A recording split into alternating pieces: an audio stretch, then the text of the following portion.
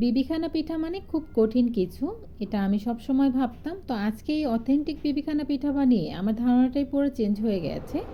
তো আজকে এই সহজ বিবিখানা পিঠা রেসিপি আমি আমার ফ্রেন্ডসদের মাঝে শেয়ার করছি। আর বিবিখানা পিঠার কালারটা খুব সুন্দর আসবে কীভাবে, সেই উপর রয়েছে কিছু টিপস অ্যান্ড ট্রিক্স। তো চলুন দেখি সহজ বিবিখানার পিঠা রেসিপিটা আমি কিভাবে তৈরি করে নিচ্ছি। দেখতেই পাচ্ছেন পিঠাটা কতটা লোভনীয় হয়েছে। আর এই সহজ রেসিপি আমি আমার ফ্রেন্ডসদের জন্য তৈরি করে দেখাচ্ছি। আশা করছি আমার ফ্রেন্ডসদের সকলের কাছে ভীষণ ভালো লাগবে। তো চলুন দেখি এটা কিভাবে তৈরি করে নিচ্ছি। সর্বপ্রথমে আমি 1 লিটার দুধ চাল করে হাফ লিটার করে নিয়েছি। তো এই হাফ লিটার দুধ এখন আমি একটি মিক্সিং বোলে নিয়ে নিব।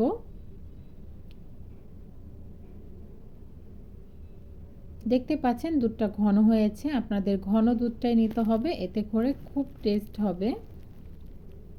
আপনাদের কোনো প্রকার গুঁড়া দুধ লাগবে না, বেশি পরিমাণে ঘি লাগবে না, ডিম লাগবে না। আমি খুব সহজে এটা তৈরি করে দেখাচ্ছি।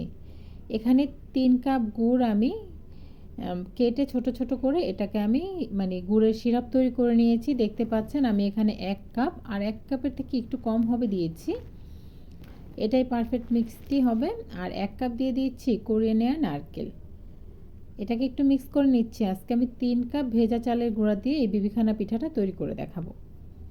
তো 3 কাপ চালের জন্য যতটা আমি গুড় দিয়েছি বা গুড়ের সিরাপ দিয়েছি এটাই কিন্তু পারফেক্ট ছিল। তো এই তো এখানে আমি 3 কাপ চালের গুঁড়া আমি এটাকে খুব সুন্দর করে আগে থেকে চেলে নিয়েছি। অল্প কিছুটা চালের গুঁড়া আমি রেখে দিচ্ছি, কিন্তু হ্যাঁ এই চালের গুঁড়াটা কিন্তু আমার পুরাই লাগবে বা লেগেছিল। এখানে 1 কাপের মতো ময়দা দিয়ে দিচ্ছি। যদি ময়দাটা অ্যাড না করেন এতে কিন্তু পিঠাটা খুব শক্ত হবে, খেতে পারবেন না। এর জন্য ময়দাটা অবশ্যই অ্যাড করতে হবে।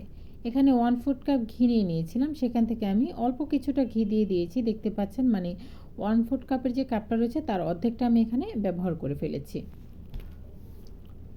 এটাকে ভালোভাবে নেড়েচেড়ে মিক্স করে একটা ব্যাটারে তৈরি করে নিতে হবে। এই যে দেখতে পাচ্ছেন একটু দলা দলা দেখাচ্ছে, এটা কিন্তু নারকেলের যে কোরানোটা দিয়েছিলাম সেটা। খুব সুন্দর একটা ব্যাটার তৈরি হয়ে যাবে নাড়াচাড়া করতে করতে। এই যে 2 কাপ যে আমি দুধ দিয়েছি, গুড়ের সিরাপ দিয়েছি, এতে করে কিন্তু এই ব্যাটারটা তৈরি হয়েছে, কোনো প্রকার পানি লাগেনি। এখানে এলাচের গুঁড়া দিয়ে দিচ্ছি হাফ চামচের থেকে একটু কম হবে, এটা অবশ্যই দিতে চেষ্টা করবেন, এতে করে খুব সুন্দর একটা ঘ্রাণ হবে। স্বাদ অনুযায়ী লবণ দিয়ে দিচ্ছি। এখানে আমি হাফ চা চামচের থেকেও একটু কম লবণ দিয়েছি, এটাই কিন্তু পারফেক্ট লবণের পরিমাণ। ভালোভাবে নেড়েচেড়ে মিক্স করে এটাকে একটু 10 মিনিটের জন্য রেস্টে দিয়ে দিচ্ছি। যেহেতু ভেজা চালের গুঁড়া নিয়েছি এটা অতটা রেস্টে দেওয়ার প্রয়োজন নেই। এই যে এখন যে আমি প্যানটা চুলায় বসিয়ে দিয়েছি, এখানে কিছুটা ঘি দিয়ে দিচ্ছি। এই ঘিটা গরম হওয়ার পরে যে আমি ব্যাটারটা এখানে অ্যাড করব, এটাই হচ্ছে বিবিখানা পিঠার যে কালারটা আনবে।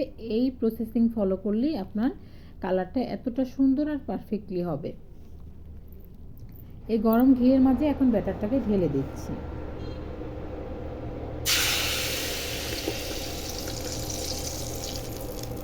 ঘিটা উপরে চলে আসছে, দেখতে পাচ্ছেন। এই প্রসেসিং ফলো করলে আপনাকে আগে থেকে ঘি ব্রাশ করে রাখতে হবে না।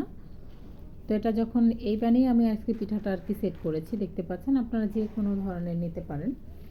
তো এর উপরেও আরেকটা টিপস থাকছে, সেটা হচ্ছে আপনাকে ভালো সুন্দর উপরে কালার নিয়ে আসতে হলে দিতে হবে উপরে সিলভারের কোনো ঢাকনা দিতে হবে।